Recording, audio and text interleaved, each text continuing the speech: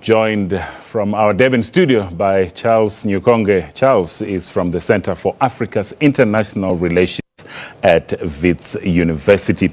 Charles, it's a very good, thank you so much to have you along. Now, this, Charles, is for the very first time that we see a presidential election result being overturned or annulled right here on the African continent. What are your thoughts, particularly with regards yesterday's landmark ruling by the Supreme Court of Kenya? Thank you very much for having me, and thank you to your listeners. First of all, may I correct that I'm no longer at the African Center for I'm no longer at Wits University. Now I am at the African Center for the Constructive Resolution of Disputes, ACCORD, whose headquarters is based here in Durban with regional offices across Africa. Yes, the decision of the judges in Kenya yesterday is a landmark decision, especially as far as electoral governance in the continent is concerned. But I think that if we focus so much on the decision, we're going to lose sight of an important factor, the maturing of African democracy, evidenced by the fact that as in 2013 and now 2017, the levels of violence which we have seen, or which we had previously seen in Kenya in 2017, have substantially decreased. Thus, we have seen through this decision that Kenya's democratic institutions, especially the IEBC and the Supreme Court, are actually working in tandem. And the Supreme Court, which is competent as per the 2010 Constitution to statute on matters of election contestations, has actually ruled. And suffice to say that all the parties have agreed to this ruling. And I think that this is some good news and celebration for Africa, because elections which we've been having this year, and perhaps in the last couple of years, and even the elections which are still before us, have been already recording certain political killings. They are recording a culture of intolerance where the contestants do not see the need to accept that they do not see the need to accept anything other than victory. And thirdly, the political culture in Africa by which when you lose everything is one of the reasons which actually create a lot of uncertainties around elections. So the judgment of the court on the one hand heightens that uncertainty, but I think at the same time we have to celebrate the maturing of the African judiciary, whose independence from the executive is manifest through this decision. Mm-hmm. Now, Charles, as you say there, this may mean the deepening of Africa's democracy, but what does it mean, though, for the election observer missions? We had the African Union, the EU, the Carter Center from the United States, all of them giving this election a clean bill of health. And now we have this judgment from the Supreme Court. What then does this mean for the future of election observations, not just here in Africa, but I suppose globally? Election observers missions are just there to observe what happens before the elections, on the day of the elections, and what happens after. And I think their decisions, and I maintain that their decisions or their statements are in tandem with what they observed. They observed that parties or candidates were allowed to campaign freely, which I'm sure that yourselves in the media, you also had that. They observed that elections went on very well or smoothly almost everywhere across the country, with a few exceptions, for instance, in Mombasa, which if you check the statement of the African Union, you would see that. And they also observed that the counting was done in tandem with the Constitution. Thus, for them, that process in itself was free and fair. Of course, what the courts are now ruling on is on the credibility of the process, and that is a technicality which the observers' missions do not really get into. The observers' missions are there to support the institutions so that they can run free and fair elections. And I think that we need to salute the observers' missions for the work which they have done, in part to support those institutions so that the confidence in the institutions is heightened and the violence is reduced. And President Uhuru Kenyatta's reaction is really being scathing, branding the judges in one of the clips we played earlier as crooks and also promising to deal with them after the elections. Now, surely, Charles, it looks like we are heading for some serious period of tension in Kenya, particularly between the executive and the judiciary. I beg to differ as far as that is concerned. I think that the first thing which Uhuru Kenyatta said is that he respects the ruling of the courts, which means that he respects the sacrosanct principle that the judiciary is independent. However, as a candidate, he has the right to express his dissatisfaction with the ruling, which is inconsistent with the other rulings. These elections were not about just the presidential elections. They were parliamentary elections. They were legislative elections. There were parliamentary elections, which are legislative elections. There were Senate elections. There were gubernatorial elections. All of those elections took place on the same day. Thus, it beats the imagination how, for instance, the courts could rule or allow the other results to stand and only contest those of the presidential. I would be curious to understand what the NASA party led by the NASA coalition led by Raila, I would be curious to understand how they make of the fact that their senators, their parliamentarians have already been sworn in. Their governors in the counties and the states and the regions where they won have already been sworn in. But their only contestation is at the level where they themselves, the figureheads, they themselves, the brand power of the ticket have actually not been elected. I think that from that perspective, there is a case there and there is some inconsistency which perhaps the courts have to apply their minds to. And perhaps we should wait for the judgment or the full judgment of the courts in 21 days to actually dissect that, to see how they validate certain results and not the other results, of which all the results or all the elections took place on the same day. And Charles, it looks like the next stage for serious contestation is also with the Electoral Commission, the IEBC, particularly with the two major candidates, Kenyatta and Odinga. And both men are bringing valid questions to the table. Odinga, on the one hand, saying he cannot accept a situation where he can run the next election with the same people running the Electoral Commission. And Kenyatta, on the other end, also arguing that, but really, if you replace the commission with just 60 days to go to an election, can you really guarantee a free, fair, and credible election? I think I shouldn't be making a pronouncement on that.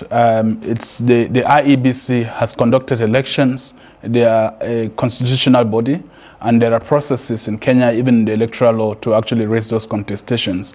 And if the court's ruling did not indicate that the IEBC should be dissolved, then I think that is a conversation which is taking place in the street. It's going to run its course, but if it has to go somewhere, then it has to cease from being Raila talking to the media about this, or Raila talking to the people about this, or Uhuru Kenyatta responding about this, or even the IEBC itself defending itself. But I think if you followed as well as I did, the chairperson of the IEBC has opened up and has said he welcomes the judgment of the court, and that the courts can actually run their independent investigations and prosecute whoever would have been party to the tampering of the results which the court alleges. The court have not the courts have not pronounced themselves to the effect that the IEBC should be dissolved, and that is only a wish for Mr. Odinga right now. And I think that if he wants that wish to sail through, he has to perhaps go to the same courts to demonstrate why he thinks that this IEBC would be incompetent to run the elections, which elections, by the way, have earned him some governor seats, have earned his party some parliamentary seats. So is it only a problem because that has not favored him as a person? Now, Kenya has less than 60 days now to organize these new elections. Let's just quickly look at the logistics of those elections now. Firstly, the cost. Do you think, in your view, Kenya can now afford to have a second election and also organize the whole logistical program around such elections? I think that really depends on the political will, but the Kenyans should expect that the budget is going to shift from some areas. Perhaps money would move from healthcare or from education to actually feed the electoral process, which in itself is an important process, considering that the stakes in the elections in Kenya are very high, especially with tensions which have been noticed and tensions which are currently right now on the streets ahead of the 60-day the elections which are supposed to take place in the next 2 months. So with Uhuru having said that he's happy with the rerun and even saying that he's sure that he's going to win, and I think we're going to see the executive cooperating and perhaps supporting the IEBC so that the elections can run. And I think as well that it's also the Luan place of the international community to support Kenya so that they can go through this transition, through this phase peacefully. Mm-hmm. And really, what needs to be in place then, Charles, to ensure that come October, the country has what the world can really agree to be a fair and credible election? I think 3 things. The first thing is there needs to be zero political killings, because the political killings actually heighten the tension and actually raise suspicion around the credibility of the institutions. That's the first. The second thing is the political parties or the contestants need to go to these elections perhaps with 2 minds. The one mind, I'm going to win, but the other mind, there is a real chance that I would lose. And work from that premise that I could lose and actually convince not just the electorate that they love Kenya by the arguments that they are presenting once they win the elections, but that they love Kenya by the fact that they are going to accept a negative outcome of the elections. I think the moment that we do not have that, it's going to be difficult to see a situation where come October we're going to have peace and stability in Kenya very easily. The third element, which is very important, is the political culture by which the loser loses everything. People invest all their hearts, and this is perhaps Raila's last chance. So he's invested enormously in these elections. If it is not guaranteed in any way, form, or shape that a loss in the elections is not an entire loss, that he becomes still a key part of the construction of Kenya's developmental state, then we are going to find someone, for instance, who is going to be disgruntled. And this goes as well for Raila as it goes for Kenyatta. So these 3 things are very important so that Kenya can move forward. Mm-hmm.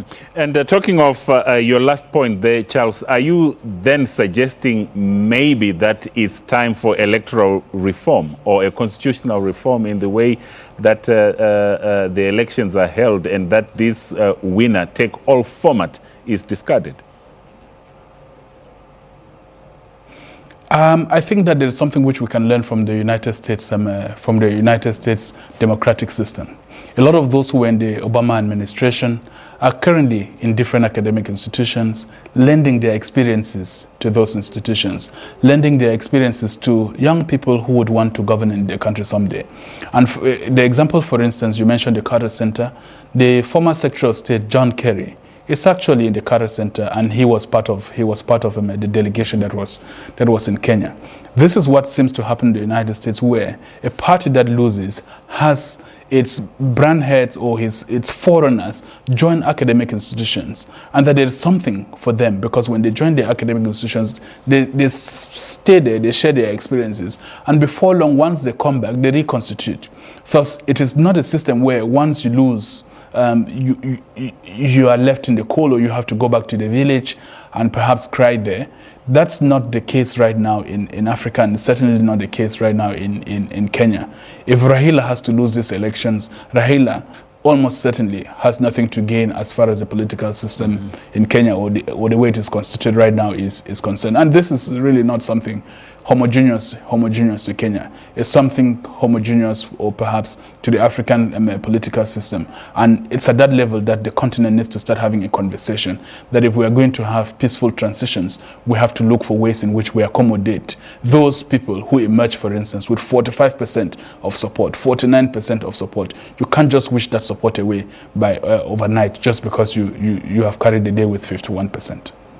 And the conduct of elections in Kenya have always been a violent affair, but this previous election that has now been nullified was relatively peaceful when you compare to the 2007 poll that saw over 1,000 people being killed in post-election violence. Now, given these tensions that we are currently witnessing over the nullification of this particular result, is there, Charles, a real danger that the country can descend back into violence in October?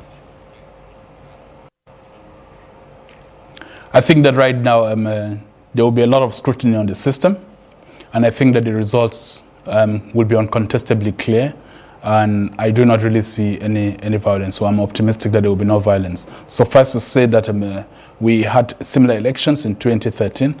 There was no violence, elections which saw the coming to power of Uhuru Kenyatta. This was his second term which he was seeking. Were it not for this decision of the court, those elections happened already on the 8th of August. We have already gone past the 3-week mark. We didn't see any violence. Yes, there were emotions here which are expected, that people were disappointed. That happens everywhere, especially in systems where elections are so hotly contested, and in systems where once you lose, you have lost everything. So I hope and I trust in the goodwill of the Kenyan people that these elections reaffirm the supremacy of the judicial system, reaffirm the independence of the judiciary and the separation of powers which is enshrined in their constitution. But more than anything, that the Kenyans are going to demonstrate to the world that, as their courts have done, that they too can also defy the odds of those who think that there will be violence in Kenya, and show us a way of a peaceful transition, if there's going to be one. Charles, what can Africa, the African continent, what can we learn from Kenya's experience? What we can learn from Kenya's experience is that it is possible to transform a culture of political violence to a peaceful contestation around the ballot box. I think, as you mentioned, from 2007 through 2013 and now 2017, the levels of violence have actually substantially reduced.